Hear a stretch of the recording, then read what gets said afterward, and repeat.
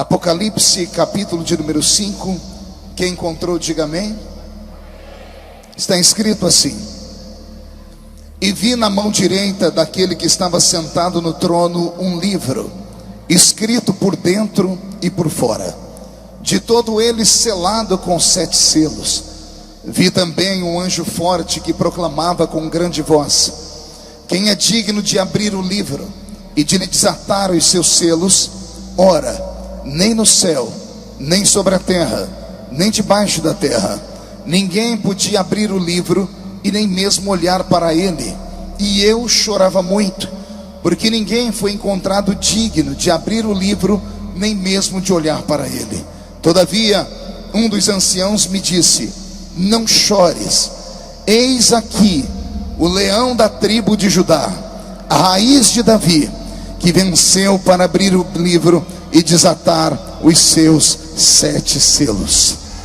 E quem crê nesse livro, dê um glória a Deus, por favor. Abrir a Bíblia Sagrada no livro do Apocalipse não é apenas alguém que vai pregar, é uma aventura. O livro do Apocalipse é um dos livros mais lindos de toda a Bíblia Sagrada. Todavia, um dos mais difíceis de serem interpretados. Talvez por isso haja nesses dias em que vivemos uma dificuldade tão grande dos pastores, pregadores, mestres, ensinadores terem habilidade para ensinar o povo sobre o livro da revelação.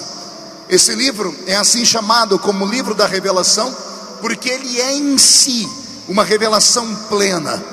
Um livro escrito há 2000 anos atrás pelas mãos do apóstolo São João, homem de Deus, o último dos apóstolos a provar a morte, último da esfera dos 12, daquele colégio apostólico chamado por Jesus Cristo.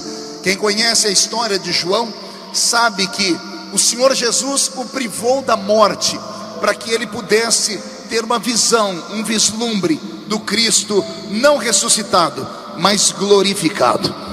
Quem já leu a Bíblia Sagrada sabe que Jesus tinha por João um carinho especial. A Bíblia Sagrada diz que João é chamado do discípulo a quem Jesus amava. E Jesus o amava por quê? Porque ele tinha o seu lado de intrepidez.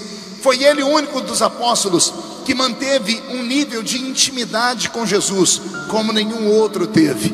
Alguns andavam ao lado de Jesus, outros cumpriam a sua palavra, mas só João deitava no colo de Jesus. Só João debruçava a sua cabeça no peito de Jesus. E isso fez ele ser o discípulo mais amado. E eu não sei se você se lembra de um texto da Bíblia que diz que quando Jesus estava dando ensinamentos, parece que o espírito de inveja tomou conta dos 11 discípulos que olharam para João. Disse 11 porque João é o 12º. 11 olharam para João e sentiram inveja dele, inveja da maneira como Jesus o tratava. E Jesus, saindo à defesa de João, deu um grito. Jesus disse assim: que importa que ele viva até que me veja voltar nesse mundo no meu reino e cheio da minha glória. Não sei se você percebeu, Jesus estava dialogando com os discípulos.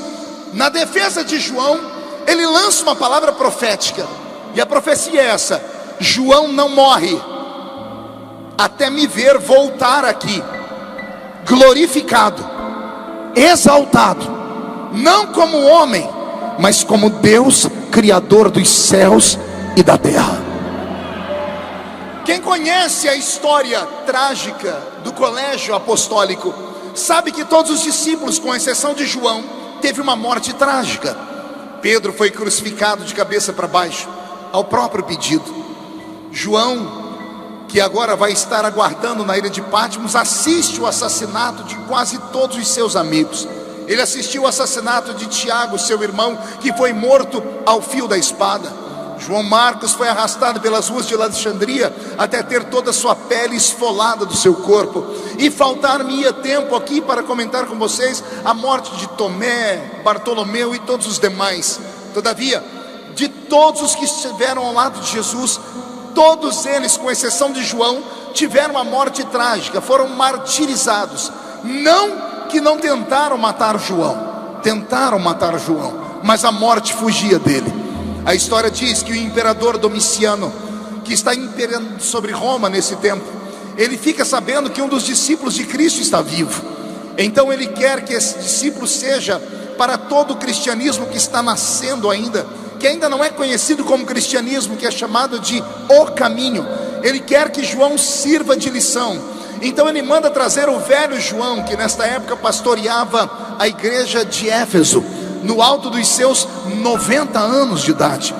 É Domiciano que manda criar uma espécie de tortura que nenhum dos outros apóstolos haviam passado por ela ainda. Quem conhece a história do povo antigo, das civilizações antigas, sabe que os romanos eram mestres em tortura. Eles eram mestres em criar aparelhos e métodos de tortura. Então o imperador manda que criem um método de tortura especial para João, que tem 90 anos de idade. E o método foi criado. Criaram um tacho de azeite fervendo, colocaram na antessala do rei um tacho gigantesco, muito parecido com uma banheira. Colocaram dentro dela azeite fervendo, e foi neste azeite fervendo que jogaram um velho de 90 anos de idade. As pessoas esperavam que ao toque do corpo de João com azeite, a sua carne se descolasse dos seus ossos e ele então morresse instantaneamente.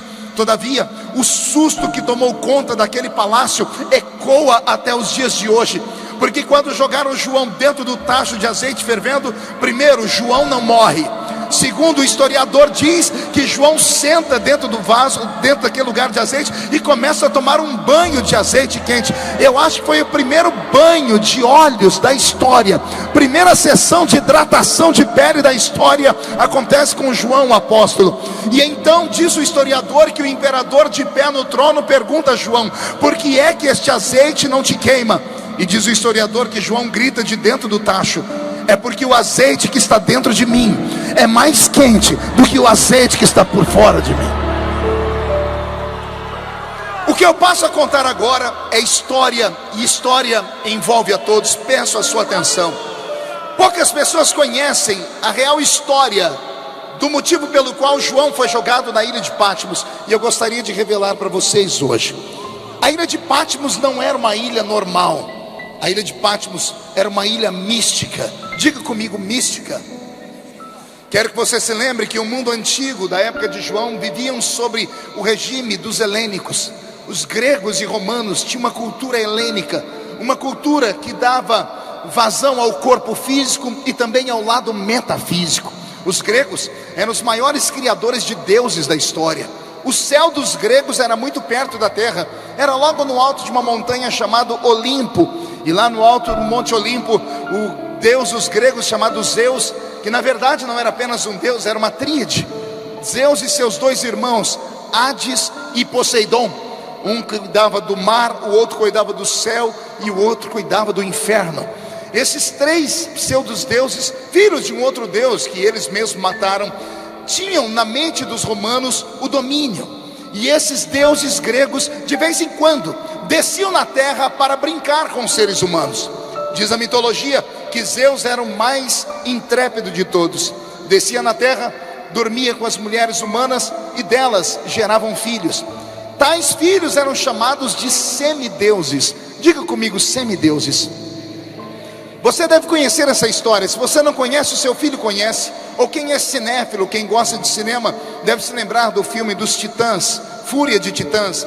Deve se lembrar do filme de Hércules e de outros filmes gregos mais da cultura helênica deles. Pois bem, toda essa mitologia grega era dominante naquele tempo. E eles acreditavam piamente que haviam homens e mulheres que andavam na terra que não eram homens e mulheres 100%. Acreditavam que eram meio homens e meio deuses. Como eram homens e deuses ao mesmo tempo, diziam eles que esses filhos de Zeus, esses filhos de Poseidon, esses filhos de Hades, andavam pela terra e não podiam ser mortos, e eram criaturas hostis e horríveis. Então o que faziam eles? Todas as vezes que eles condenavam um bandido à morte e tentavam matar, e a morte parece fugir deles, e se você entrar no Google e digitar esta noite homens e mulheres gregos que venceram a morte, você vai ficar apavorado. Você vai encontrar relatos de homens que foram colocados dentro de água por 10, 15 minutos e não morreram afogados. Você vai encontrar a história de pessoas que foram penduradas pelo pescoço, ou seja, tentaram enforcá-las, e o pescoço não quebra, e depois de 20, 30 minutos no alto de uma forca, não morriam. Enterravam pessoas vivas, e depois de 10, 15, 20 dias, cavavam, e as pessoas ainda estavam vivas lá. Acreditavam eles que essas pessoas que tinham uma habilidade acima do normal, que eu não chamo de semideuses, eu chamo de pessoas que tinham um DNA diferente, eram seres humanos como esses que a gente encontra por aí hoje, que são totalmente diferentes. Pois bem, essas pessoas que viviam naquele mundo antigo, no mundo que era regido por uma fé cega, as pessoas acreditavam que esses seres não eram filhos de homens. Como não eram filhos de homens e a morte fugia deles, eles criaram uma prisão somente para semideuses. A prisão era a ilha de Patmos. A ilha de Patmos era cercada, entre aspas, por eles com uma aura de feitiçaria. Tanto é que todas as vezes que eles iam jogar algum preso na ilha de Patmos, os soldados romanos, os da guarda pretoriana, que eram homens violentos, não tinham coragem de descer na areia da praia. 10, 15 metros da areia da praia, pegavam um bandido amordaçado e amarrado e jogavam ele no mar, e o bandido que se virasse para chegar até a areia da praia. Por que é que vão jogar João na ilha de Patmos? Porque eles veem que João não morre. Como João não morre, eles acham que João é filho dos deuses. Estavam quase certos, porque foi esse mesmo João que um dia escreveu uma lei que virou lei para todos nós. Um dia ele escreveu assim: ele veio para os seus, os judeus, mas os seus não receberam. Mas a todos quanto receberam, deu-lhes o poder de serem feitos filhos de Deus. Ora, pegam um velho de 90 anos e jogam ele na beira do mar, na beira da praia. Os soldados romanos voltam embora porque acham que João é um semideus. João tem que se virar nos 30 para chegar na areia da praia. Ao chegar na areia da praia, eu quero que você tenha esta visão.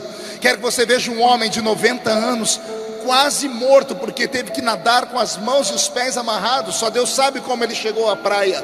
Agora ele está na praia, ele sabe que aquela ilha é uma ilha maléfica. Lá dentro só tem homens e mulheres pervertidos, bandidos. Ele sabe que para trás dele está o mar, na frente está uma ilha cheia de bandidos, à esquerda e à direita uma praia que vai se fechar nela mesma. Ou seja, não há saída para frente, não há saída para trás, não há saída para a esquerda nem para a direita. É por isso que nós vamos aprender com João agora. Quando as portas se fecham, qual é o lugar que o crente tem que ir? João está ensinando: se a porta fechou para frente, para trás, para a esquerda e para a direita, tem uma porta que pode se abrir no céu. Só que a porta do céu se abre diferente. Pergunte por quê. Só falo se toda a igreja perguntar. Porque toda porta na terra se abre quando nós batemos na porta com a mão. A porta do céu não se abre batendo a mão. A porta do céu se abre batendo o joelho no chão. Eu vou deixar João falar. É ele que fala: e eu estava de joelhos, eu caí de joelhos. Olha o que acontece: quando ele cai de joelhos no chão, ele bate na porta do céu e ele escuta uma voz. Vou deixar João falar. E eu ouvi uma voz por detrás de mim, e virei para ver quem era. E quando eu olhei, lá estava ele, cabelos brancos como a lã branca, olhos como chama de fogo, pés reluzentes como latão que saíra de uma fornalha. O seu corpo era cercado por um linho branco, e um cinturão de ouro traçava o seu peito. E da sua boca saiu uma espada aguda de 2 fios que gritou assim: João, sobe para cá, João. Quem acha bonito esse texto, dê glória a Deus. Agora, deixa eu te chamar a atenção. Alguma vez você se perguntou por que João, quando olhou para trás, não disse assim: olha, e eu olhei e vi Jesus? Não seria mais fácil? Por que ao invés dele virar para trás e dizer assim: eu virei e vi Jesus, ao invés dele fazer isso, ele desenha Jesus para nós? Por que ele não disse assim: e eu ouvi uma voz por detrás de mim, e virei para ver quem era, e lá estava Jesus? Seria papo reto, seria algo concentrado. Por que ele não faz isso? Por que ao invés de falar isso, ele resolve olhar para trás e desenhar Jesus? Ele diz: eu olhei e vi um homem de cabelo dessa cor, roupa dessa cor, pé dessa cor, olho dessa cor. Por que é que ele desenhou Jesus? Quer perguntar para mim? Só falo se todo mundo perguntar. Só se perguntar fazendo biquinho. Ah, que povo fofo. Eu vou mudar para Botucatu, viu? Oh glória, vou congregar na sua igreja. Pronto. Então vem comigo. O Espírito Santo falou isso comigo. Filho, por que João, ao invés de falar que ele viu Jesus, ele desenhou Jesus? Tem uma explicação. Eu vou te explicar o porquê. A última vez que João havia visto Jesus, faziam 60 anos. Quantos anos eu disse? 60 anos. Não sei se você sabia disso. A última vez que Jesus foi visto em corpo presente na terra foi quando ele estava em Atos capítulo 1, no alto da montanha, quando ele foi assunto ao céu. Ele marcou um encontro ali com quase 500 testemunhas, a quem ele apareceu por um período de 40 dias. Entre as 500 estavam os discípulos. João estava lá. João tinha 30 anos de idade. Ele estava com a idade da emancipação do homem do mundo antigo. Se hoje é 18, naquela época era aos 30. Por isso que a Bíblia diz que quando saíram do Egito, saíram 600 mil homens com 30 anos. Ou seja, eram homens emancipados, prontos para a guerra, que podiam responder por si próprios. João tem 30 anos e ele está no solapé da montanha. Ele está vendo Jesus. Ele está vendo Jesus ressuscitado. Diga comigo, ressuscitado. Diga para o seu irmão, não glorificado. Eis aqui um segredo. Jesus, quando saiu da tumba, ele não saiu num corpo glorificado. Ele saiu num corpo ressuscitado. O corpo ressuscitado dava a ele alguns poderes, entre eles, atravessar parede, comer peixe, voar, aparecer num lugar. Lá, você se lembra do caminho de Emaús? Ele está jantando com eles. Todas as vezes que chegava um visitante na casa, davam ao visitante a oportunidade de agradecer a Deus. Todo judeu levantava o pão e dizia: graças te damos, ó grande El Shaddai. Jesus não, ele levanta o pão e diz: graças te dou, meu Pai. Quando ele diz meu Pai, todo mundo abre o olho. Quando abre o olho, cadê Jesus? O pão está partido na mesa e os discípulos começam a chorar, dizendo: porventura não ardia o seu coração quando ele falava conosco? O corpo que sai da tumba é um corpo ressuscitado. Respire fundo. É um corpo que tem carne, é um corpo que tem osso, mas não tem sangue.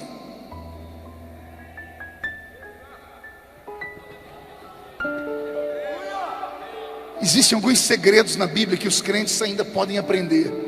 O corpo que sai da tumba tem carne e osso, mas não tem sangue, porque esse corpo vai ser arrebatado ao céu, e o céu não conhece sangue.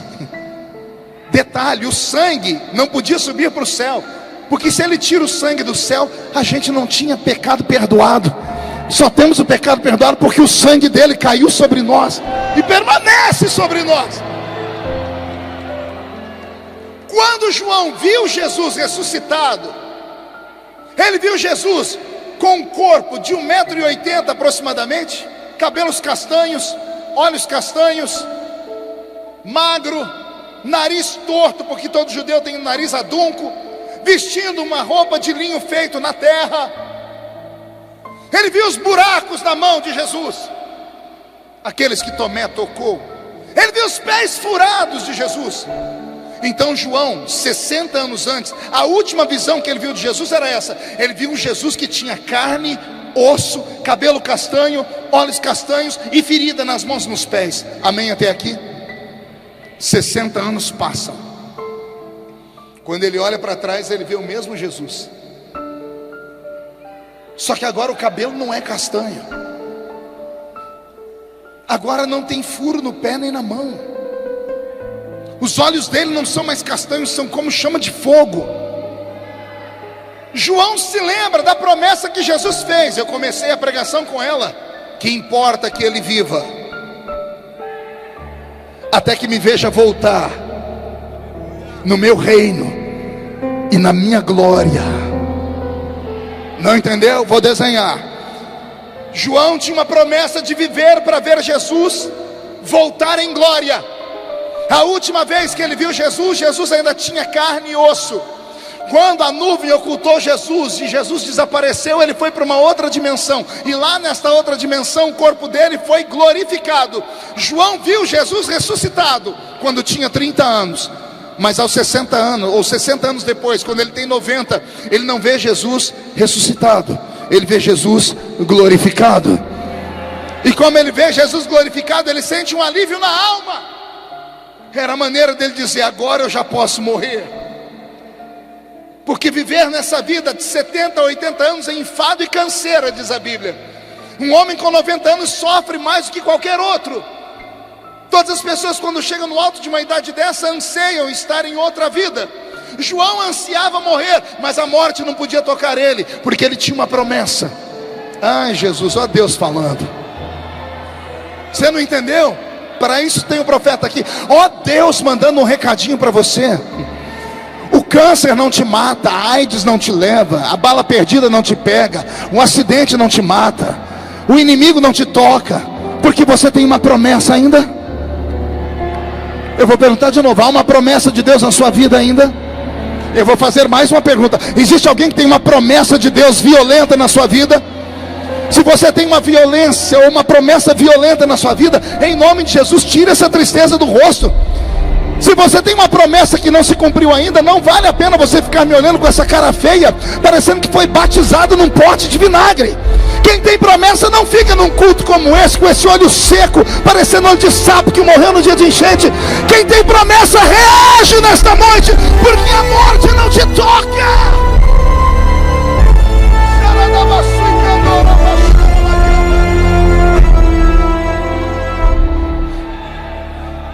E por falar em promessa, eu já volto para Apocalipse. Por falar em promessa, dia desse eu estava andando nos corredores da Câmara dos Deputados. Passei perto de uma sala de comissões. Um grupo de deputados estavam reunidos. Quando eu passei, eles me viram e disseram: pastor, o senhor pode entrar aqui? Entrei. Estavam todos desesperados com a Lava Jato, com o Janot, com o Sérgio Moro, com o Fachin. Então todo mundo desesperado. E eles falaram: senhor pastor, o senhor pode fazer uma reza braba para nós? Eu falei: vamos rezar agora. Pô, mas vocês querem reza braba mesmo? Nós queremos daquelas braba. Foi: faz um círculo aqui, deputados. Fizeram um círculo, pegaram da minha mão e disseram: e agora, pastor? Agora vocês fecham o olho que eu vou rezar. Mas eu fiz uma reza braba. Daquela que quando Jesus vem, eu bato o pé no chão e falo em língua estranha. Quando eu terminei de orar, eu abri o olho, os deputados soltaram as mãos e estavam fazendo assim, ó. Uns limpando o olho, dizendo: nossa pastor, essa reza foi brava, arrepiou tudo. Aí um falou assim: ô pastor, como é que faz para a gente ter o corpo fechado igual o senhor tem? Eu falei: como é que é? O senhor tem corpo fechado. Eu falei: por quê? Porque nada pega no senhor.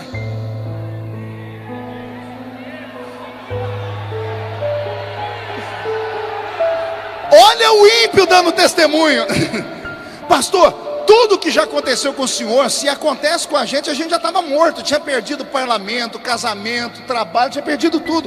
Mas tudo que acontece com o senhor, hoje a gente até faz aposta. Quando acontece alguma coisa com o senhor, diz assim: quanto tempo vocês acham que ele já está em pé? Em 2, 3 dias já está de pé. Por que é que nada pega no senhor, pastor?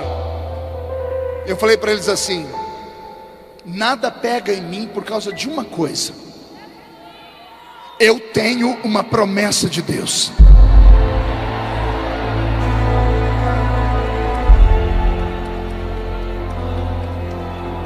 E a minha Bíblia diz que Deus não é homem para mentir, não é filho do homem para se arrepender daquilo que ele fala.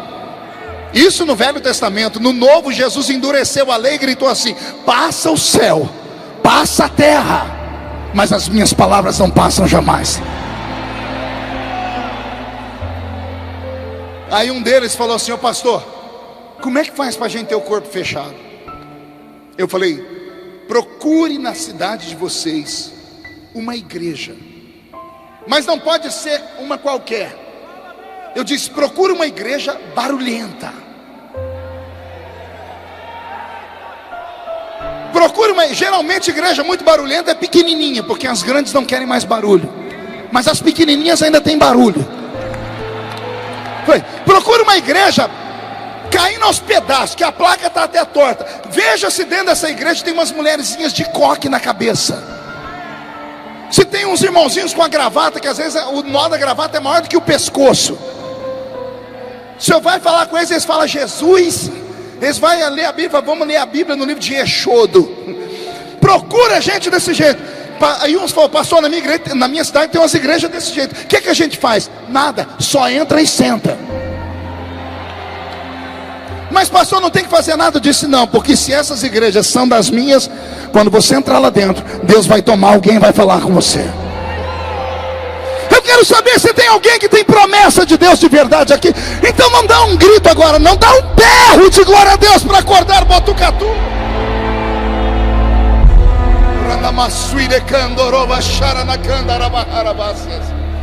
Aleluia. João é arrebatado ao céu, porque a Bíblia diz que ele foi elevado ao céu. O corpo dele é escondido naquela ilha, e o espírito dele visita o território sagrado. Ao entrar dentro do céu, João faz uma visita em vários locais. Creio eu que quando ele visitou o céu neste dia, o céu era apenas um ermo, um lugar imenso, branco, sem construção alguma, com exceção de uma única construção. Pergunte qual? Um tabernáculo. Não, pastor, o senhor leu a Bíblia errada. Tabernáculo é na terra. Não, Hebreus capítulo 9. Assim como há um tabernáculo terrestre. Se o escritor diz que tem um tabernáculo terrestre, é porque tem um celeste. E o tabernáculo celeste foi...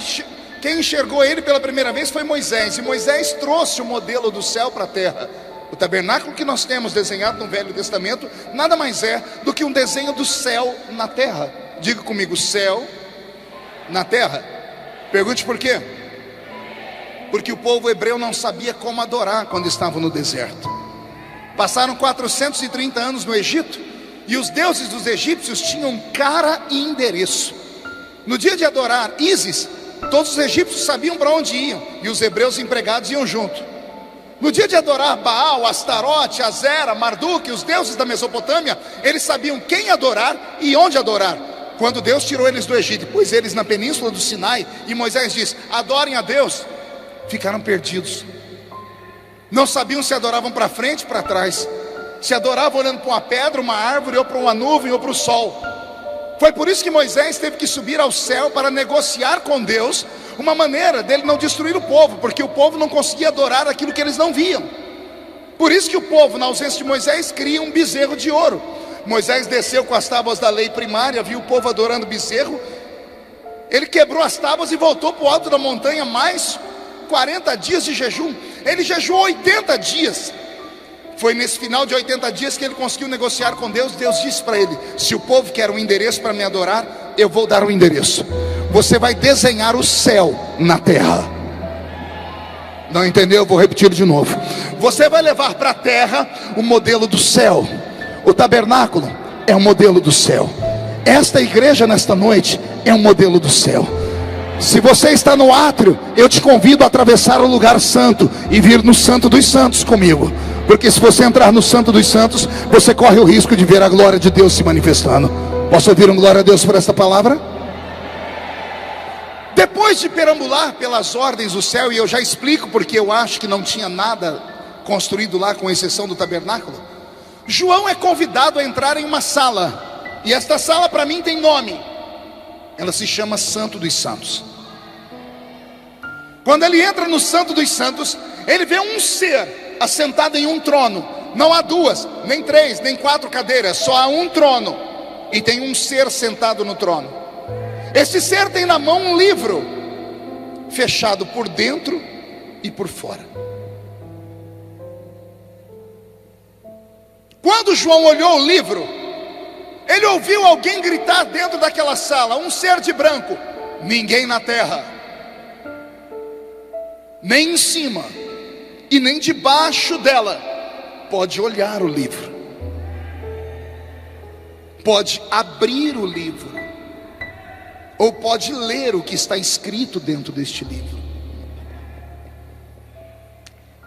Olha o que João diz: quando eu ouvi isso, eu me desesperei, e eu chorava muito. Já viu alguém falar disso? Nossa, eu chorava muito. Chorava muito é clamor, ou mais forte do que clamor, clangor. É um grito ensurdecedor, é alguém que está à beira da morte, é um desespero da alma. O que é que faz um homem que está dentro do céu chorar desse jeito? E comento uma coisa com vocês: foi a primeira e a única vez que alguém chorou dentro do céu. Deus, quando viu João chorar, o próprio Deus se desesperou, e ele criou uma lei só por causa do choro de João. Ele diz: todos os que vierem aqui a partir de agora não choram mais. Para entrar no céu vão passar pelo lenço da eternidade, porque eu vou enxugar dos seus olhos todas as suas lágrimas. As lágrimas do velho João tocaram Deus de uma forma violenta. E olha que interessante, quando João está chorando, aparece um outro homem de branco gritando: João, não chores. Já encontramos alguém que pode abrir o livro, que pode ler o livro e desatar os selos. Olha quem está entrando ali por aquela porta, João. E João deve ter perguntado: quem é ele? E o homem de branco diz: eis aí o leão da tribo de Judá, a raiz de Jessé, que venceu para abrir o livro e desatar os seus 7 selos. Até aqui a igreja me entendeu? Posso ouvir um amém? Robson, mude a música para mim. Existem algumas perguntas que têm que ser feitas por aqueles que amam a palavra. A primeira é: por que João chorava? Que livro é esse? Porque quem lê do capítulo 6 para frente fica com medo do livro, porque do capítulo 6 para frente você vai ver a abertura dos selos, trazendo os 4 cavaleiros do Apocalipse. Você vai ver sair um cavaleiro branco, com um arco sem flecha, porque a flecha já foi atirada. Você vai ver sair um cavaleiro vermelho, que tem na sua mão uma grande espada. Você vai ver um cavaleiro negro que tem uma balança. Vai ver um cavaleiro amarelo, trazendo pestes e mortes.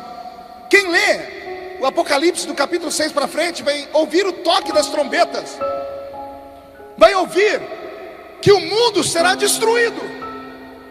Ora, se eu tenho na mão um livro que só tem desgraças, melhor seria se o livro ficasse fechado e não aberto. Quando aquele anjo gritou: ninguém pode abrir o livro, não era para João chorar, era para João sorrir. Sim ou não?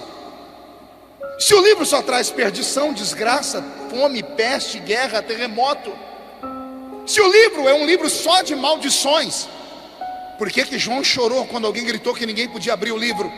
Isso mexeu com a minha cabeça. Foi aí que eu entendi o que Jesus disse a João no início do Apocalipse: eu vou te mostrar as coisas que eram, as coisas que são e as coisas que hão de acontecer. O Apocalipse não é o livro apenas do futuro. O Apocalipse é uma mistura do passado, do presente e do futuro. Por isso que é um livro difícil de ser entendido. O capítulo 5 do Apocalipse fala de um livro que não é apenas um livro de misérias e de desgraças. Eu sei porque João chorava, porque João não viu um livro de misérias, ele viu o livro mais lindo já escrito no universo. Ele viu um livro escrito pelas próprias mãos de Deus. Sou capaz de arriscar a cor da tinta que foi usada para escrever aquele livro. Posso afirmar às senhoras e os senhores que a tinta usada para escrever aquele livro tinha a cor vermelha. Aquele livro não era um livro normal. Em teologia alta, nós chamamos o livro de livro da redenção da humanidade. Só que como é teologia alta, a gente que é pobre da roça não entende. Então eu prefiro ficar com o apelido do livro. Quer ver como funciona? O livro da redenção da humanidade tem um apelido, pergunte qual? Livro da vida. Melhorou? Você começa a entender por que João chora? Quando João vê aquele livro, ele não vê como um livro de maldições, ele vê como um livro da vida. E o livro da vida, senhoras e senhores, é um testamento. É um quê? Se eu tiver algum advogado aqui, pode me ajudar nessa noite a explicar para o povo o que é um testamento. O testamento é um documento que tem fé pública. O testamento é feito por duas pessoas, o que está atestando e o que é testemunha daquele testamento. O que está atestando o testamento está dizendo assim: eu construí um patrimônio em vida, e quando morrer, quero que esse meu patrimônio vá para fulano de tal. Quem está fazendo o testamento é alguém que tem fé pública, um advogado. O testamento é feito, é lacrado e colocado em um cofre. Embora o nome da pessoa que está dentro daquele testamento seja o dono da casa, da fazenda, do carro, mas só em um futuro. Porque o testamento só tem validade quando ele é aberto, e ele só pode ser aberto quando aquele que atestou morre. Começou a entender aí ou não? Vou explicar. O livro da vida é um testamento. O que tem dentro dele é um bem. E quem vai herdar esse bem, o nome está escrito lá dentro também. Só que esse livro só tem finalidade ou funcionalidade se alguém abrir ele. Mas só pode abrir aquele que tem o bem que está escrito lá dentro. E qual é o bem que tem dentro do livro da vida? A vida eterna. Só que há uma lei estabelecida por Deus na terra que diz que todos pecaram e destituídos estão da... A alma que pecar esta, o salário do pecado é a... Então olhe para o seu irmão e diga: ninguém pode abrir o livro. Você entendeu? Tem um promotor no céu gritando com o juiz que está segurando o livro: senhor juiz, ninguém pode abrir esse testamento. E o juiz perguntando: por que não? Porque não foi encontrado ninguém digno de dar o que está escrito aí dentro. O que está escrito aí é a vida, não é? Sim. Quem é que pode dar a vida se todos pecaram? Todos estão destituídos. Ninguém pode dar o que está escrito aí. Por isso esse promotor grita: ninguém na terra, nem debaixo e nem em cima dela, pode sequer olhar para este livro. Oh meu Deus, estou com o corpo arrepiado. Porque quando esse promotor estava vencendo o debate, não é que aparece um advogado lá, e o advogado diz assim: ô seu juiz, o promotor está errado, já encontramos alguém. Se não tem na terra, nós achamos ele no céu. Se não tem ninguém que pode dar a vida, tem alguém aqui que pode. Pastor, o que estava escrito nesse livro? Além da vida eterna, estava escrito o seu nome. Ah, não te deixei feliz? Então deixa eu te deixar mais feliz. Além do seu nome, está escrito o nome da sua família. Não, pastor, mas a minha família não é crente. Quem te disse que ainda não é? E a outra promessa: crê no Senhor Jesus e será salvo tu e tua casa.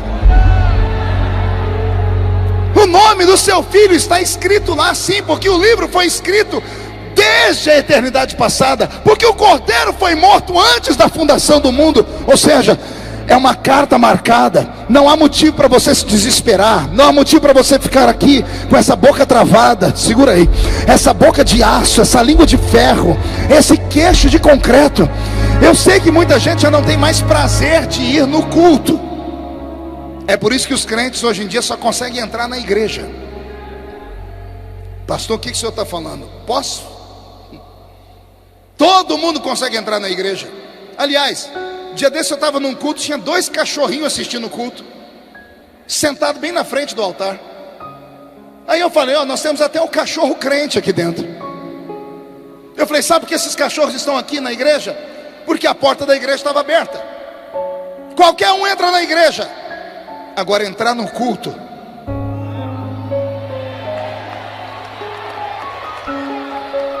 eu queria que você tivesse a visão que eu tenho daqui de cima. É desesperadora. Eu não vou olhar para o lugar, senão eu entrego as pessoas. Eu vi pelo menos umas 4 ou 5 meninas lixando a unha enquanto eu prego. Alguém avise-as que aqui não é um salão de beleza. Eu vi casais de namorados, o namorado passando a unha nas costas da garota dentro da igreja. Eu vi pessoas mascando chiclete, tem gente com um copo de guaraná na mão e comendo pipoca. Ah, pastor, mas aqui não é igreja. Então não te ensinaram direito. Não te ensinaram direito. Porque onde estiver 2 ou 3 reunidos no meu nome, eu estou no meio deles. É o que está escrito aqui nesta palavra. Com todo respeito, eu sou pregador das antigas e sou assembleiano até o tutano dos meus ossos. Você pode até falar, ah, mas está mudado, olha lá, está com a barbinha branca, está sem gravata. Eu posso ter mudado a embalagem, mas o conteúdo ainda é o mesmo. O conteúdo é do menino da Vila Tatu que sobe um monte para orar toda semana ainda. E eu não aceito pregar para zumbis. Os zumbis deviam estar em casa dormindo uma hora dessa. Eu vim pregar aqui para crente vivo. E crente que é vivo não consegue ficar oculto com esse braço cruzado, mascando chiclete ou mandando mensagem de WhatsApp. Aqui não é lugar para você. Aqui é lugar para quem tem o nome escrito no livro da vida. Quem tem o nome escrito no livro da vida, reage nesta noite. Me ajuda, pelo amor de Deus.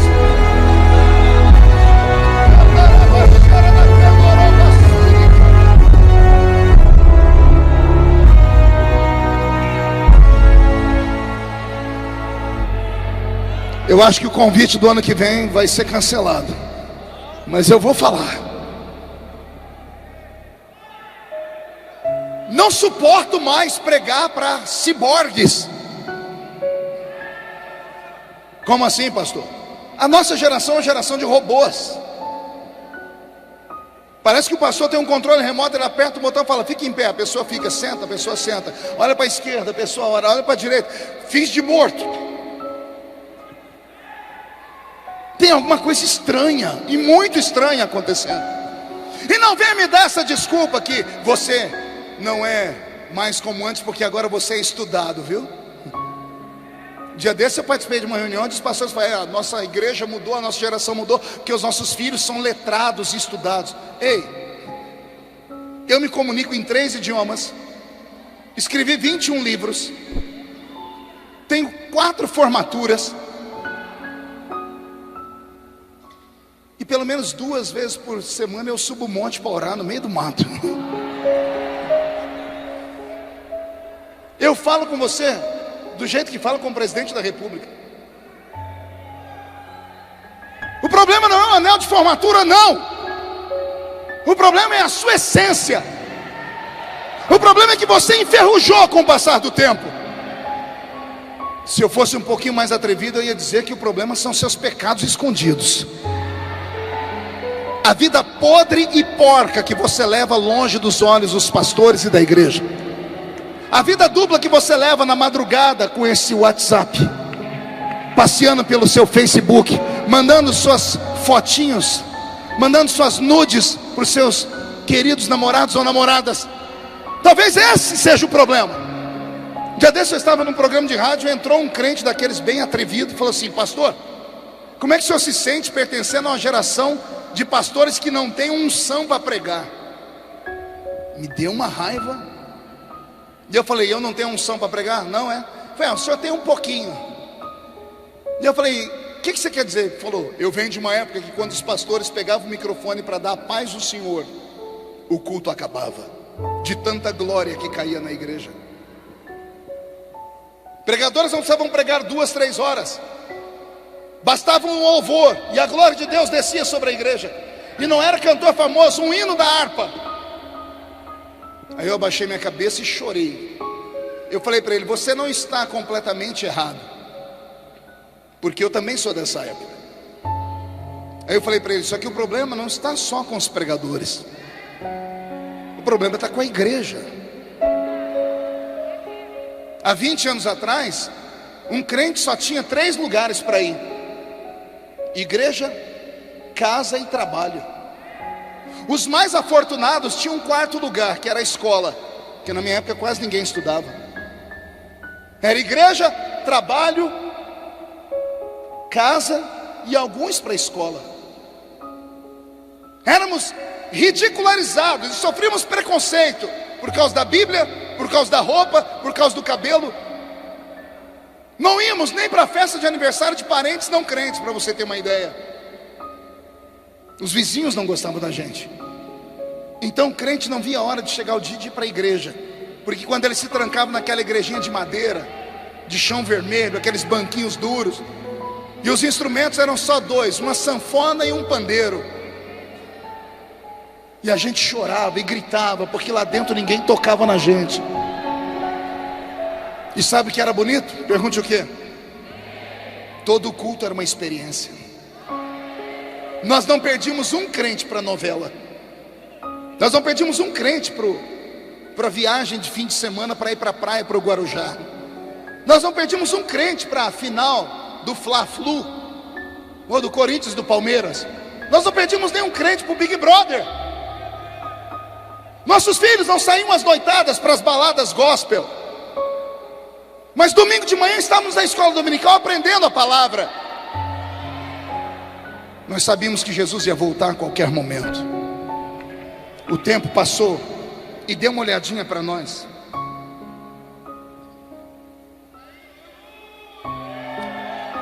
Com todo respeito, olhe que nós temos no século 21 espaços no culto para pessoas portadoras de necessidades especiais, como aquelas irmãs que estão ali. Eu peço perdão a vocês, porque a nossa geração não tem um para chegar e falar: levanta em nome de Jesus. A nossa geração tem ouro e prata, mas não tem um levanta e anda. E podem até achar que eu estou falando demais, mas Jesus está voltando.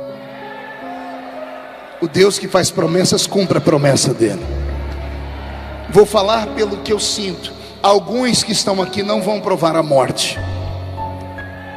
Eu sinto que Jesus voltará no nosso tempo. Só que ele não vem buscar uma igreja apática, uma igreja paralisada, uma igreja que fica o culto todo roendo a unha. Não, ele vem buscar uma igreja tomada pelo Espírito Santo. Uma igreja que ainda fala de missões, tem que ser aplaudida. E eu aplaudo vocês porque vocês estão num culto missionário onde ninguém mais fala de missões. Mas se vocês ainda falam de missões, é porque ainda tem um remanescente aqui dentro. E eu faço minhas palavras de Napoleão Bonaparte. Napoleão Bonaparte disse uma vez: me dê 100 homens de guerra e eu ganho o mundo para a França.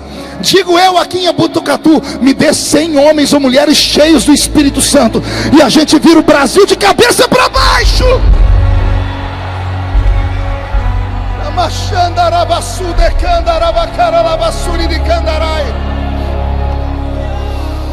Ele está aqui, Ele está aqui. Senhor, dá um sinal da sua presença, meu Pai. Se houver alguém limpo ainda, se houver alguém santo ainda, se houver alguém que tirou uns minutinhos para orar nesse dia, se houver alguém, Senhor, que ainda sente a sua presença, os que são batizados com o Espírito Santo, renova eles, Senhor, aqui em cima, no meio do ginásio, na arquibancada. Não deixa perdermos a nossa identidade. Onde houver um crente cheio do Espírito Santo, pega ele agora.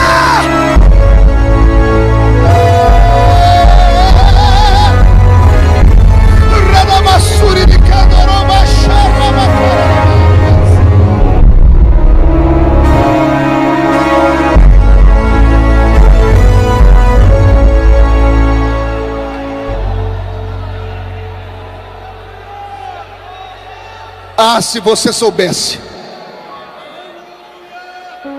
a luta, a dificuldade, o sacrifício, a epopeia que o leão da tribo de Judá teve que fazer para que o seu nome fosse escrito no livro da vida. Você já leu no Velho Testamento que Deus desistiu da humanidade várias vezes? Você sabia disso, crente? Inúmeras vezes Deus desistiu do homem. Ele mostrou isso quando ele derramou água sobre a terra. Ele disse a Moisés: eu vou destruir esse povo e faço de você um outro povo. O homem não merece o que Deus deu. Quando Deus olhou para a terra e viu a terra perdida, Ele deu um grito no céu. Um texto paralelo, Apocalipse 5. É o texto de todas as manhãs missionárias que eu já participei. Isaías 6 e 8. Alguém já ouviu esse texto? A quem enviarei? Quem há de ir por nós? Ao que respondi eu: eis-me aqui, envia-me a mim. Quem já leu esse texto? Eu preguei a vida inteira esse texto, colocando Isaías como o maior missionário do Velho Testamento. Como eu estava errado. Apocalipse 5 e Isaías 6 é a mesma história. Como no céu onde Deus está não existe passado, nem presente, nem futuro, Deus levou 2 homens no trono dele, João e Isaías. Apocalipse responde a pergunta de Isaías. O Velho Testamento inteiro, de Gênesis a Malaquias, as primeiras 5 dispensações bíblicas, inocência, consciência, governo humano, era patriarcal e lei, foi o período onde Deus Pai tentou convencer a raça humana e ganhar a confiança dela, mas o homem não aceitou Deus. Todos os heróis que Deus levantou do Velho Testamento tombaram, todos, sem exceção. Quando terminamos Malaquias, a diferença entre o Velho para o Novo Testamento são 400 anos, chamamos de período interbíblico. Por isso nós temos 2 testamentos, o Velho e o Antigo, 2 pactos, Antigo Testamento, Antigo Pacto, Novo Testamento, Novo Pacto. A separação de Malaquias e Mateus são 400 anos. Quantos anos? 400 anos que Deus ficou sem falar com a raça humana, 400 anos que não houve manifestação de anjos na terra, 400 anos que a nuvem, a Shekinah de Deus desapareceu, 400 anos onde Deus, que se manifestava em forma do anjo do Senhor, teofania, Deus não aparece mais. Por 400 anos Deus abandonou a raça humana. Olhe para mim, pergunte para mim o que aconteceu, pastor. Vou mostrar para você em Gênesis 8. Noé estacionou a arca no Monte Ararat. Ele abriu a janela, soltou uma pombinha por 3 vezes. Não foram 3 pombas, foi a mesma pombinha. Na primeira ela voou e voltou. Na segunda ela voou e voltou com um raminho de oliveira no bico. Na terceira vez ela voou e não voltou mais. Isso não está na Bíblia só para as professoras contarem para as crianças na escolinha das crianças. Era Deus dizendo o que aconteceria com a raça humana. Era Deus dizendo: vou abrir o céu por 3 vezes, e por 3 vezes vou descer a terra. Uma em forma de pai, outra em forma de filho, e outra em forma do Espírito Santo. Na primeira vez Deus pousou e não encontrou lugar para pousar. Velho Testamento inteiro, de Gênesis a Malaquias, as 5 dispensações, não encontrando lugar para pousar, a pombinha voltou para a arca, sentou no trono, olhou para a terra e deu um grito. Pergunte qual? E agora? A quem enviarei? Quem há de ir por nós? O grito do livro de Isaías é respondido lá no livro do Apocalipse, porque do nada o anjo fala aquilo. Deus diz: e agora quem enviarei? Um anjo grita: ninguém, porque ninguém na terra, nem debaixo dela e nem em cima dela, pode olhar o livro ou abrir esse livro. Estava terminada a história, mas como não tinha ninguém, à direita de Deus Pai se levanta um ancião de dias, Jesus. E Jesus diz ao Pai: eis-me aqui. Não entendeu? Vou falar de novo. A pergunta é de Deus: e agora a quem enviarei? O anjo gritou: ninguém, porque na terra não tem ninguém. Como não tinha ninguém, Jesus ficou de pé e disse: então, eis-me aqui, envia-me a mim.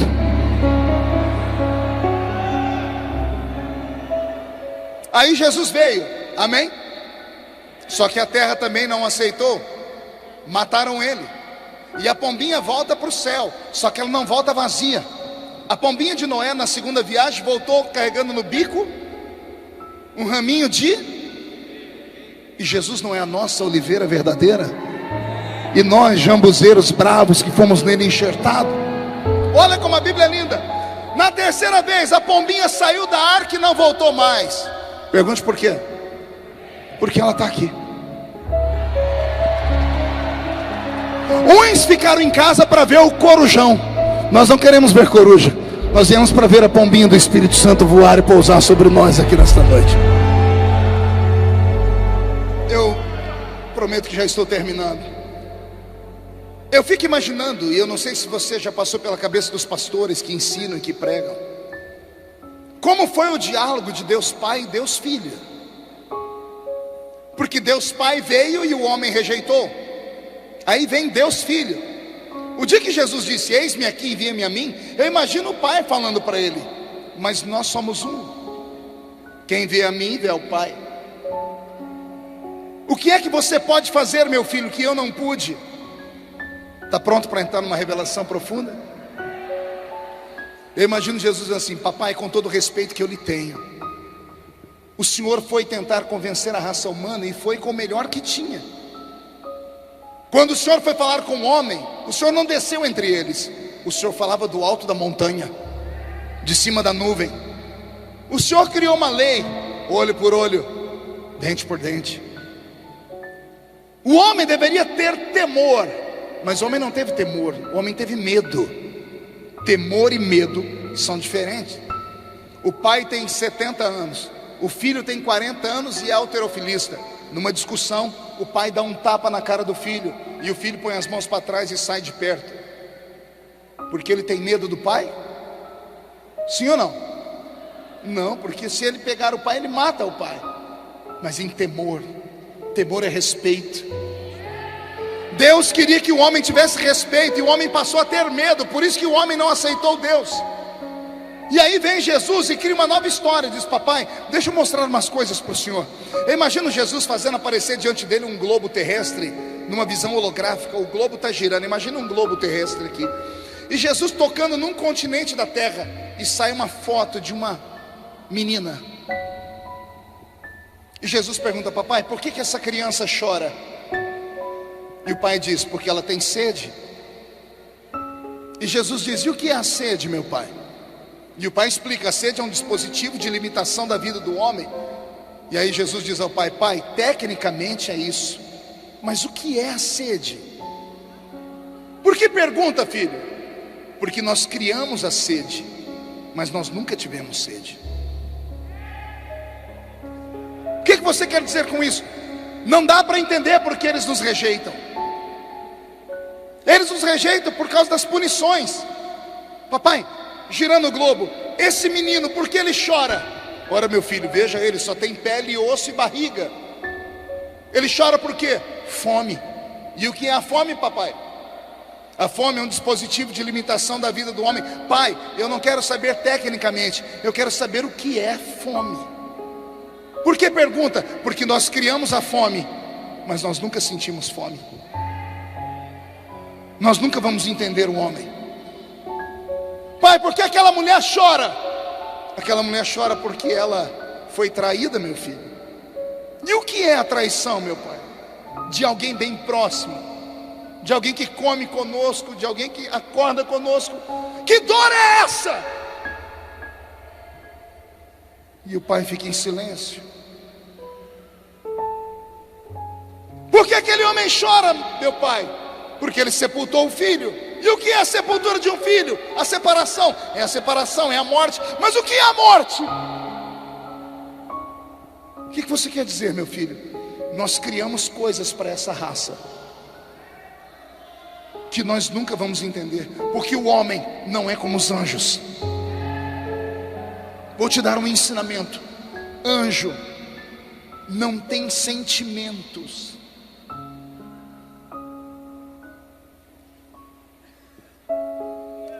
Anjos são seres criados em série.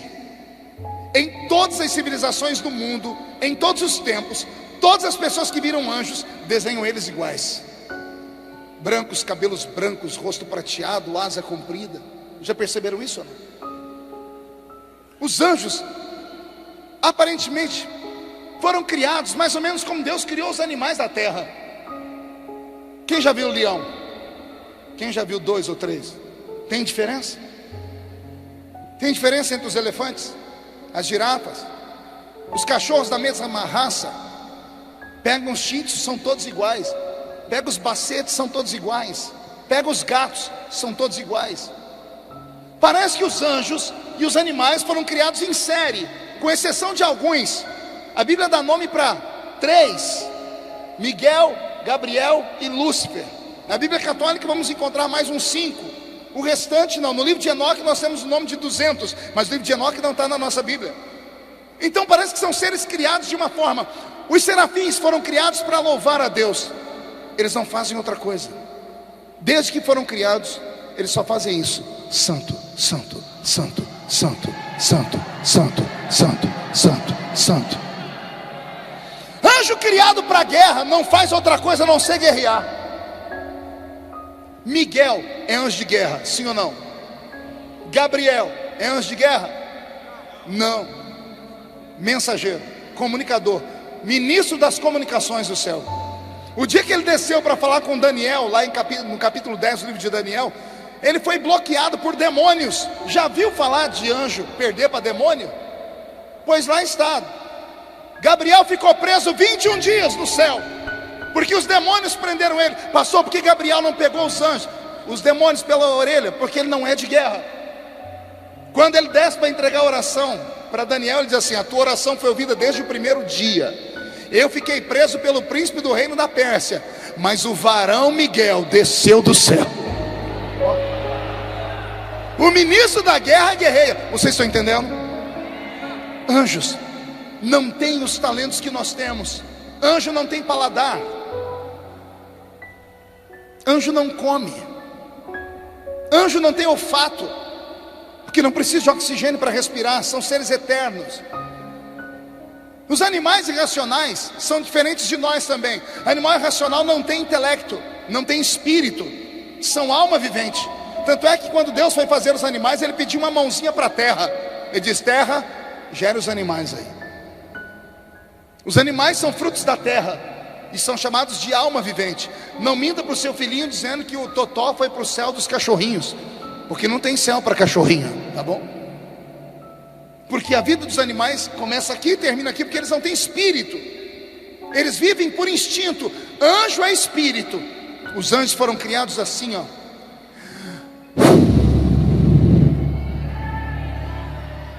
Como assim, pastor? Deus soprou os anjos. Como assim, pastor? A Bíblia diz que anjos são espíritos ministradores. A palavra espírito vem do grego ruach, e ruach é sopro ou fôlego. Deus pensou nos anjos e soprou. Você já se perguntou se Deus pode sofrer uma nova rebelião no céu? Pergunte para o seu irmão: Deus corre esse risco de surgir um outro anjo lá e falar: não, eu também quero ser igual ao Lúcifer? Sim ou não? Pode acontecer isso no céu hoje? Não. Pergunte por que não. Após a queda de Lúcifer, Deus pegou os seus seres que Ele fez em série e consertou eles. Alguém já estava assistindo televisão e de repente apareceu: General Motors convoca todos os clientes que compraram um carro, ano tal, modelo tal, que procurem uma concessionária para fazer um recal, porque deu um problema na repimboca da parafuseta. Quando dá um problema num carro, dá um problema em todos. Após a queda, Deus santificou os anjos no caráter. Deus não corre o risco de sofrer outra queda no céu, porque os anjos foram consertados. Amém até aqui? Anjo é espírito, animal é alma. Anjo é eterno, animal tem uma vida que termina aqui. Anjo não mora na terra, ele visita a terra. Vem aqui, fica do seu lado. Quando você dorme, ele tibum para o céu. Vai lá receber recarga do céu. Anjo se alimenta. Pergunte do quê? Só fala se todo mundo perguntar. De glória. Pastor, isso aí é forçação, né? Não é. Anjo se alimenta de glória, e eu provo na Bíblia. Se eu provar, vocês prometem dar um grito para deixar o irmão do seu lado meio surdo? A ciência moderna diz que o homem é o que o homem come. Sim ou não? Olha para a irmãzinha do seu lado e para o irmãozinho, você vai ver a dieta dele, né? Esse corpinho em forma de um botijão de gás, ou de uma tábua de passar roupa. Isso aí é por causa da comida. Mulheres, a minha esposa veio falando dentro do carro: meu amor, a médica disse que está faltando vitamina D na família inteira. Pergunte para a pessoa do seu lado por que o cabelo dela é tão bonito. Ela vai dizer: isso aqui é vitamina A. A pele da pessoa fica bonita por causa da alimentação, porque o homem é o que o homem come. Repita comigo: o homem é o que o homem come. Você crê nisso? Tem um homem na Bíblia, eu já citei ele aqui na pregação, que ele fez um jejum de 80 dias. Nenhum ser humano consegue jejuar 80 dias. Moisés jejuou 2 períodos de 40 dias ininterruptos. Deixa ele falar. Deuteronômio capítulo 9, verso 16: eu desci do alto da montanha depois de 40 dias e 40 noites sem comer pão e beber água com as tábuas da lei. Desci e vocês adorarem um bezerro de ouro. Quebrei as tábuas e voltei para o alto da montanha. Mais 40 dias, mais 40 noites, não comi pão e não bebi água. Algum ser humano vive 80 dias sem comer e sem beber? Sim ou não? É impossível. E por que é que Moisés não morreu? Pergunta aí. Uai, se o homem é o que o homem come, vê como é que ele desce da montanha. Tiveram que pegar um pano e colocar no rosto dele, dá licença. A pele dele estava bonita demais. A pele estava brilhando como o sol. Você não entendeu? Se a pele do homem é modificada por aquilo que ele come, por que a pele de Moisés brilha como o sol? Se alimentou de glória. Os anjos sobem até o céu, se abastecem de glória e descem para te proteger. Quando você dorme, quando você entra no estado beta, do estado alfa para o estado beta, que é aquele estado que, se a trombeta do arrebatamento não tocar no seu ouvido, você fica. Quando você se desliga de tudo, você não precisa mais de proteção. Aí o anjo do Senhor que está ao seu lado volta ao céu e no monte da congregação recebe o brilho do sol da justiça, se alimenta de glória e volta no dia seguinte para te proteger. Detalhe: anjo não pode morar aqui. Pergunte por quê? Tudo que é feito de uma matéria, quando tira da matéria, ou morre ou sofre metamorfose. Se tirar um peixe da água, o que acontece com ele? Por quê? Porque ele é terra com água. Se tirar uma vaca da terra e botar ela no asfalto e deixar ela só no asfalto o resto da vida dela, o que acontece com ela? Morre. Porque vaca é terra, precisa comer terra. Pastor, vaca não come terra. Não é só a vaca que come, todos nós comemos terra. Comemos terra transformada. O arroz vem da onde? A laranja, tomate, espinafre. Se tudo vem da terra, nós comemos terra transformada. Se botar um laço na nossa boca e a gente parar de comer, o que acontece com a gente? Porque se tirarmos a matéria da matéria, a gente morre. Se tirar uma estrela do lugar onde ela está, que é no cosmos, que nós chamamos de firmamento, e firmamentos são gases, a estrela morre. Quem já viu estrela cadente? Por que é que você vê aquele rastro de fogo e de repente ela se apaga? Ao entrar na nossa atmosfera, perde toda a vida. Porque ela saiu da matéria dela. Estrela é feita de gás, se tirar do gás, morre. Peixe é feito de água, se tirar da água, morre. Vaca é feito de terra, se tirar da terra, morre. Anjo é feito de glória, se tirar da glória, não morre porque é eterno. Ele se transfigura, ele vira demônio. É por isso que Paulo diz que se Satanás quiser, ele pode até aparecer em forma de um anjo de luz, mas ele tem que se esforçar demais. Porque como ele ficou muito tempo fora do brilho do sol da justiça, ele morreu. Temos exemplo na terra. Os peixes mais horríveis da história vivem no profundo dos oceanos, porque a luz do sol não chega lá. Todo ser vivo que não tem a luz do sol fica deformado. Os anjos, quando saem do brilho do sol da justiça, perdem a sua forma e se transformam em demônios. Amém até aqui? Anjo não pode morar na terra, ele visita a terra, mas vai para lá. Animal irracional não vai morar no céu, porque se tirar da terra ele morre. Amém até aqui? Duas criaturas, anjos e animais. Aí Deus resolveu fazer você. Quando Deus foi fazer você, ele estava inspirado. Ele pegou a essência dos anjos, que é espírito, e pegou a essência dos animais racionais, que é terra e alma, e colocou os três separados na frente dele: espírito, alma e terra.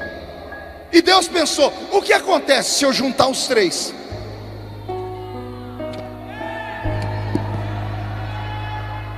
Resultado: nasceu você. Você não entendeu? Vou falar de novo. Com todo respeito aos anjos, eu prego para a raça mais perfeita que Deus criou no mundo. Com todo respeito aos anjos, eles são poderosos. A Bíblia diz que são maiores do que nós em estatura, mas a Bíblia diz que eles existem para uma finalidade. Anjos são espíritos ministradores que ministram a favor daqueles que hão de herdar a salvação. Os anjos estão aqui para te proteger. Os anjos Deus conseguiu consertar. Os animais Deus não precisou consertar, porque eles não têm espírito, agem por instinto. Aí Deus fez o homem. Pense numa raça. Pense numa raça que o próprio Deus diz: eu vou destruir porque eu não estou dando conta. Pergunte: por que Deus não dá conta, pastor? Porque você não é só terra. Dentro de você tem céu e terra. O romancista russo Dostoiévski disse assim: todo ser humano tem dentro dele um vazio do tamanho de Deus. Entendeu ou não? Dostoiévski diz que todo ser humano que nasceu nesse mundo, ou ele busca Deus, ou ele vai começar a adorar um coco, ou ele vai adorar o sol, ou ele vai adorar uma árvore, uma folha seca, uma pedra, porque está no DNA humano a fome de Deus. Por que é que o salmista disse: a minha alma tem saudade do céu? Eu só sinto saudade de um lugar que eu conheço. Sim ou não? Quem aqui tem saudades do céu? Como é que você tem saudades do céu? Simples, você veio de lá. E eu provo: o corpo volta ao pó, mas o espírito volta a Deus. Deus criou uma raça diferente de tudo. Animal só vive aqui, anjo só vive lá. Deus cria uma raça que vive aqui.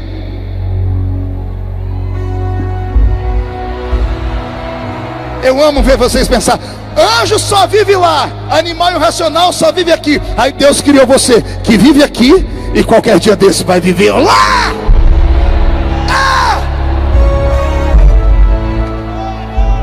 Anjos Deus criou assim, ó. Animais racionais Deus criou assim, ó. Terra, se vira. Quando Deus foi fazer você, Deus fez assim, ó.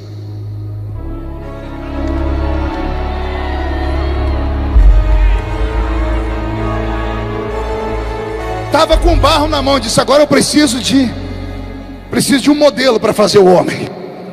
Os anjos passaram na frente dele. Graças a Deus não tem ninguém parecido com um anjo aqui. Imagina você sentado aí, o irmão falando: ô irmão, tira a asa da minha cara que eu quero ver o pregador. Aí o irmão perguntando: qual das 6 asas? Porque eu tenho 6 asas. Imagina se Deus te faz igual os serafins. Imagina se Deus faz o seu marido igual um querubim, irmã. Beijar uma boca já está difícil, imagina beijar 4. Porque querubim tem 4 rostos, está escrito na Bíblia. Então tem 4 bocas. Imagina o senhor chegar em casa e Deus ter feito a sua mulher igual um arcanjo, 3 metros de altura, uma espada de fogo na cintura, e falando assim: e aí, baby? Não houve modelo de anjo. Deus olhou para a terra: muito obrigado, Senhor, porque o Senhor não nos achou parecido com nada aqui. Só o bocó do Charles Darwin, que diz que o tataravô dele foi um chimpanzé. Se ele acredita nisso, ou se alguém mais aqui acredita nisso, eu te respeito. Mas o meu tataravô não era um chimpanzé. Já vou te explicar o que ele era. Deus não fez ninguém parecendo um animal. Apesar que de vez em quando a gente encontra uns seres que a gente fala: esse... Já pensou se Deus tivesse feito o irmão do seu lado parecendo um gambá?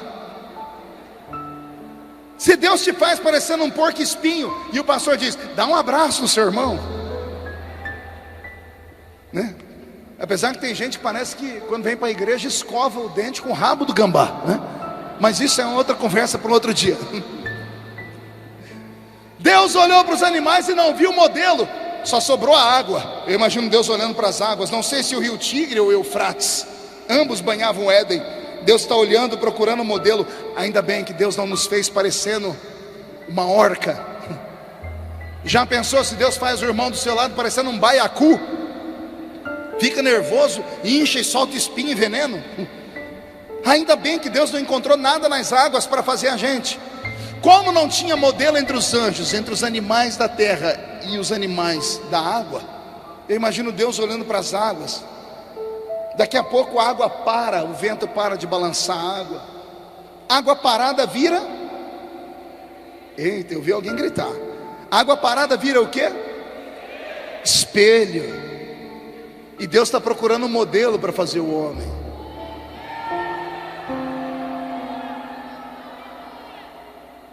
Deus se viu nas águas. Quando ele viu como ele era, ele deu um grito: já tem um modelo. Eia, façamos o homem a nossa imagem, conforme a nossa semelhança.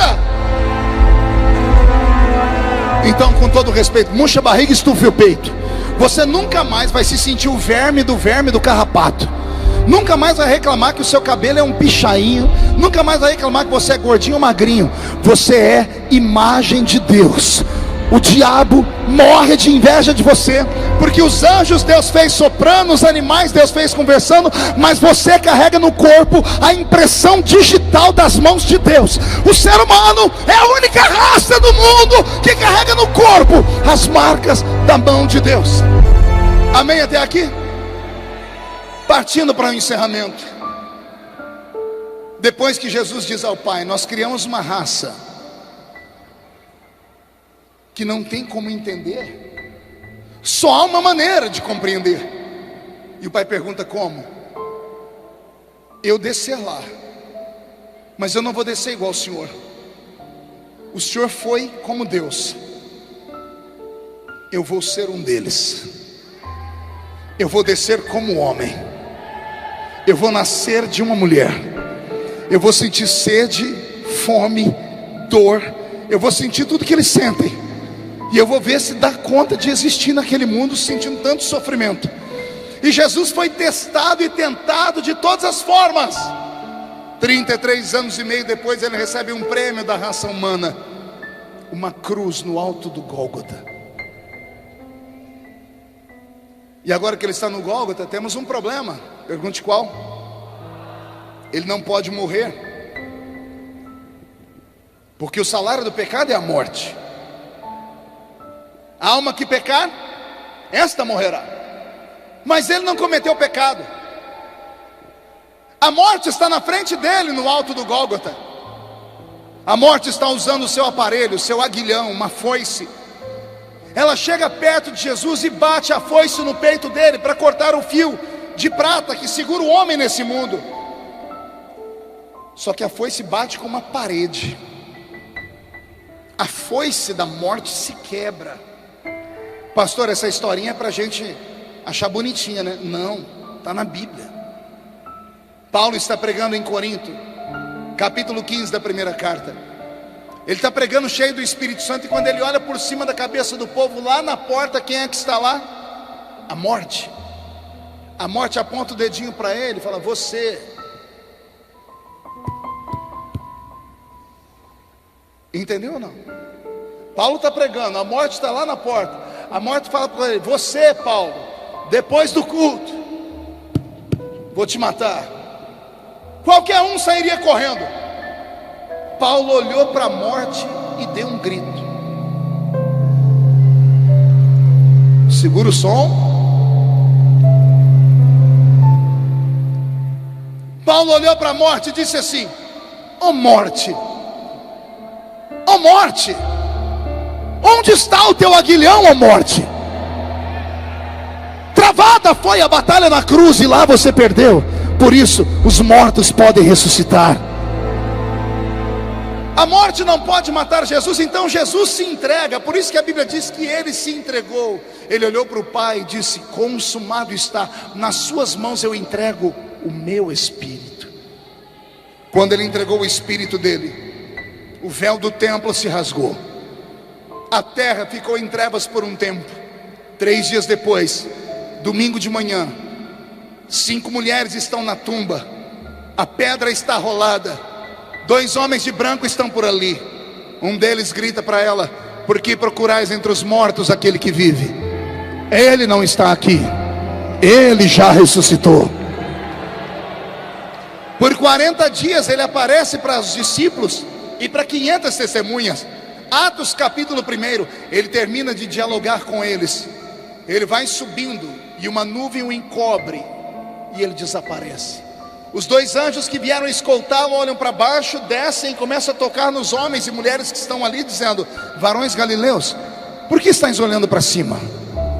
Esse mesmo Jesus que dentre vós foi assunto ao céu, do jeito que ele foi, em breve, já ele vai voltar. E Paulo diz como vai ser: dada a palavra de ordem, o mesmo Senhor descerá do céu com alarido, voz de arcanjo e trombeta de Deus. Os que morreram em Cristo ressuscitarão primeiro, depois nós, os que ficarmos vivos, seremos transformados e arrebatados seremos, e estaremos para sempre com o Senhor Jesus nos ares. E se a trombeta tocar essa noite, daqui só 2 crentes subirem, um sou eu, quem é o outro? Vem atrás, deixa eu ver. Então dá um grito mais alto do que esse. Se alegra porque eu estou encerrando. Olha que coisa bela. A nuvem oculta Jesus. Pergunta: para onde ele foi? Responda. Para onde ele foi? Para o inferno? Para onde ele foi? Não ouvi. Qual céu? O céu atmosférico? O céu cósmico? Terceiro céu? Céu inacessível da glória de Deus? Destino final desta igreja que está me ouvindo pregar em Botucatu nessa noite? Foi para esse céu? Então olhe para mim, porque temos um problema agora. Pergunte qual? Ele levou para o céu um corpo de carne e osso. Carne e osso não entra no céu. Jesus não apareceu direto no tabernáculo. Como ele subiu num corpo de carne e osso, ele parou na entrada do céu. O portão estava fechado. Os anjos que guardam o céu vêm voando, vêm correndo e começam a gritar. O grito deles virou um salmo. Os anjos chegam perguntando quem é aquele, porque acham que é um intruso. Então Jesus estende as mãos e se cumpre Zacarias 14: estas são as feridas com que fui ferido na casa dos meus amigos. Os anjos conhecem a história do ferido. Então os anjos que vieram para prendê-lo abaixam a cabeça e começam a cantar: levantai, ó portas, as vossas cabeças, levantai, ó portais eternos, para que entre o Rei da Glória. Os anjos que estão dentro do céu com a chave do portão vêm voando, vêm correndo, olham pelas frestas do portão e gritam: mas quem é este Rei da Glória? Porque ele tem carne e osso. Quem é este Rei da Glória? Os anjos que vieram escoltando ele levantam as asas e cantam: ele, o Senhor dos exércitos, poderoso na batalha, ele é o Rei da Glória. O portão do céu se abre. E eu me emociono, porque pela primeira vez o portão do céu se abre e um homem de carne e osso põe o pé dentro do céu. Quando o pé dele pisam as ruas douradas, se cumpre a lei. Era um recado dele dizendo: é possível nascer aí nesse planetinha azul e vir morar aqui em cima um dia. Agora que ele cumpriu a lei, o rei está de volta, todo o poder é dado a ele. Ele se afasta dos anjos na porta do céu ainda, mas do lado de dentro ele se eleva e o corpo dele começa a ser glorificado. O cabelo castanho começa a ficar branco da raiz para baixo. Os olhos ficam como cor de fogo, os pés começam a brilhar. A roupa do corpo dele é transformada num linho fino. Um cinturão de ouro traça o peito dele. Da boca dele sai uma espada aguda de 2 fios gritando: o rei voltou. Lembra que eu disse que o céu não tinha nada construído? Que só tinha um tabernáculo? Eu provo, não tinha nada construído até esse dia. Ele disse em João 14: vou para o Pai e vou preparar um lugar para vocês. Depois que eu preparar, eu volto e levo vocês, para que onde eu estiver, vocês vão estar também. Por quê? Porque ninguém sabia, com exceção de Deus Pai, se ia dar certo ou não o projeto. Quando Jesus chegou, só tem um tabernáculo. O céu é um ermo. Jesus está glorificado. Agora Ele é Deus Criador. Ele estende uma mão para cá e a outra para cá. Quer me acompanhar? Na medida que Ele vai flutuando, da mão dele vai saindo poderes. E esse poder vai construindo edifícios instantaneamente. Casas, palácios. Um deles é seu. Você não entendeu? Jesus vai voando, vai saindo poderes, Ele vai construindo uma cidade sagrada. Tem uma casa lá que tem o seu nome, crente. Aguenta o tranco, não entrega os pontos, volte a ser cheio do Espírito Santo, mortifique a sua carne. Vale a pena renunciar tudo nessa vida por Ele. A promessa da Bíblia é verdadeira. Jesus está voltando, o céu é nosso. No meio da cidade Ele resolve construir uma praça. Esta praça é cortada por um rio. E não é que eu descobri que o rio da vida é o único rio do mundo que não tem peixe. E eu explico por quê, pergunte por quê. Porque a água do rio da vida não é uma água fresca, nem uma água fria. É uma água térmica. A água do rio da vida é uma água quente. E eu posso provar. 2 profetas viram o trono de Deus. Um deles foi o profeta Ezequiel. E ele viu o rio da vida que nascia debaixo do trono de Deus. Sim ou não? E eu vi um rio que nascia debaixo do trono de Deus. E por onde ele passava, tudo que era morto vivificava. Só que o profeta Isaías também viu o trono de Deus. E ele enxergou debaixo do trono de Deus outra coisa. Ele diz que um serafim voou com uma tenaz na mão e pegou debaixo do trono de Deus uma o quê? Uma brasa viva. Mas calma aí.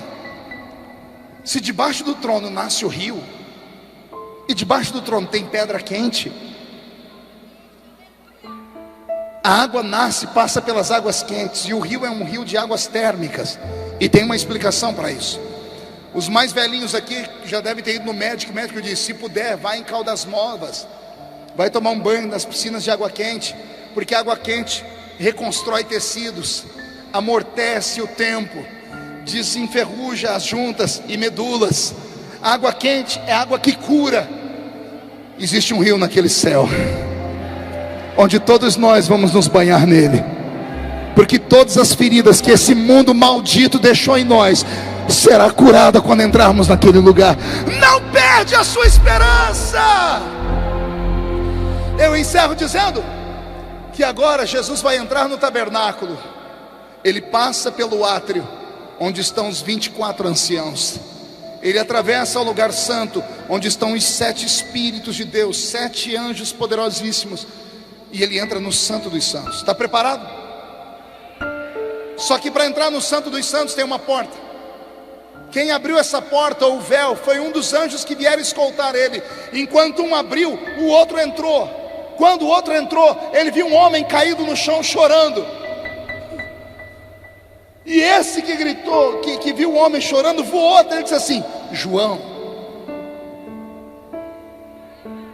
não chores.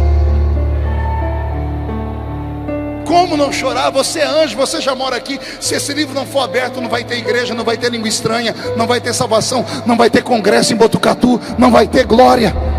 Aí o anjo diz: fica tranquilo, já encontramos alguém que pode abrir o livro. Quem é? Olha quem está entrando lá.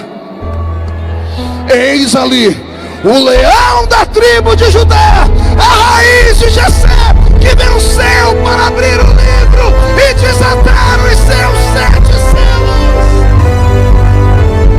E quem crê nessa história, diga: eu creio. Fique de pé, por gentileza. Incline a sua cabeça.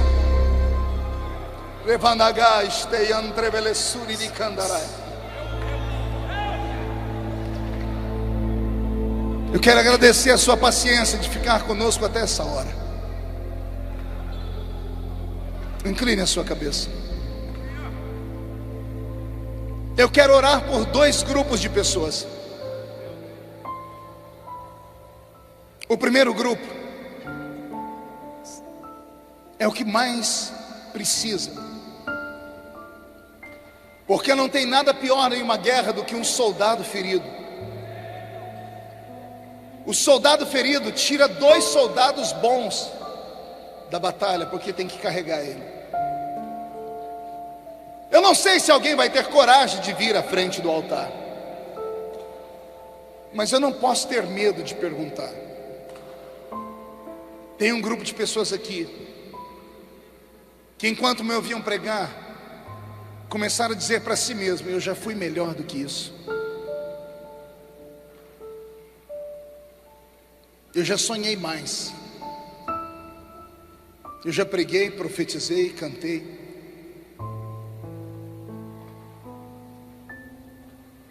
Eu estou morto, ou em coma. Estou frio e vazio. E eu queria saber se você gostaria de uma oração especial. Pastor, o senhor vai querer que eu vá aí na frente, né? Só existe milagre no altar. Pastor, mas se eu for aí, o que é que vão falar de mim, pastor? E quem fala de você paga as suas contas, por acaso? Isso, pode vir chorando. Queria ver se você tem coragem de sair da arquibancada. Essa noite foi uma noite especial. Eu sei que é o primeiro dia mais difícil. A partir de amanhã Deus vai usar muitos pregadores que vão vir aqui. Mas essa noite é uma noite única. Vem. Pai, eu faço nesta noite a oração do Espírito Santo. Maranata, ora vem, Senhor Jesus. Pai,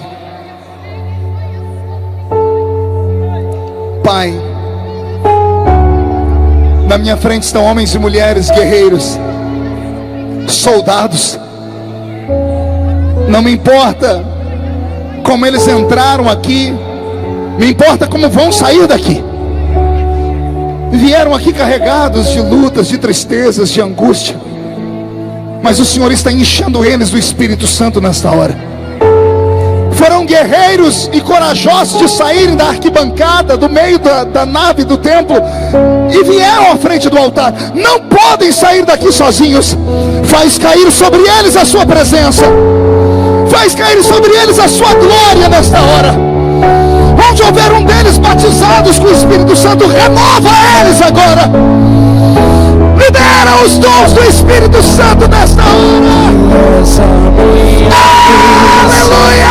Minha salvação e a ti me rendo.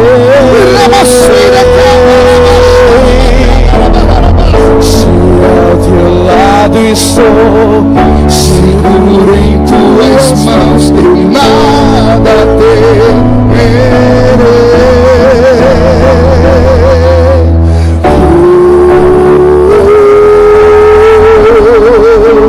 Tu és santo, ó Senhor. Senhor, visita os crentes na galeria.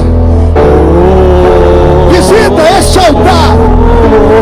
Põe a sua glória dentro de nós nesta noite.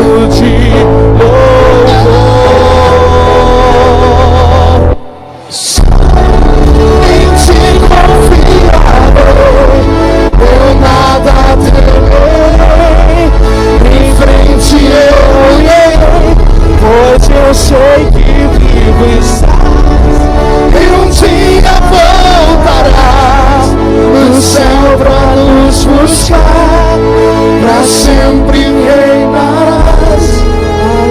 Aleluia. Solte a mão do seu irmão e toda a igreja levante a mão direita para o céu de olhos fechados.